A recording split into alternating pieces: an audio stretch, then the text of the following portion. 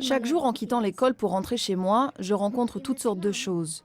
Dans le bidonville, les nombreux couloirs qui mènent à nos maisons sont pleins de gens, qui donnent des regards étranges et font des commentaires terrifiants.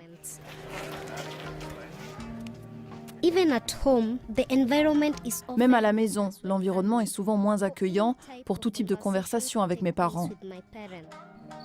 Un soir, alors que je me rendais aux toilettes, j'ai aperçu quelqu'un et je me suis précipitée immédiatement vers la maison. Pendant longtemps, je n'ai eu personne à qui parler et j'ai caché mes problèmes. Mais lorsque cette boîte secrète de dialogue a été présentée à notre école, j'ai pu m'exprimer en écrivant sur un morceau de papier et en le déposant dans la boîte sans avoir à révéler mon identité.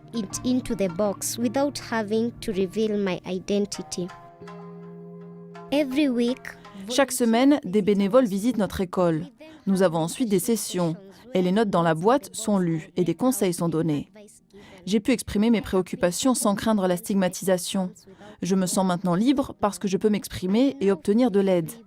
On donne notre opinion sur ce qui, selon nous, devrait changer et sur ce qui est juste ou pas.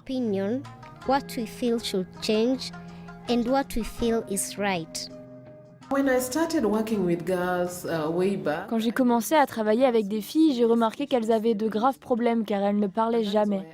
Donc je me suis mise à chercher un moyen d'écouter ces filles. Cette boîte permet aux enfants de partager sans peur ni intimidation, surtout lorsqu'ils le font par le biais de notes anonymes. Je crois que si nous pouvons avoir des boîtes de dialogue à plusieurs endroits, les gens pourront savoir ce que les enfants pensent et cela permettrait aux enfants d'apprendre à trouver eux-mêmes des programmes qui changeront leur vie.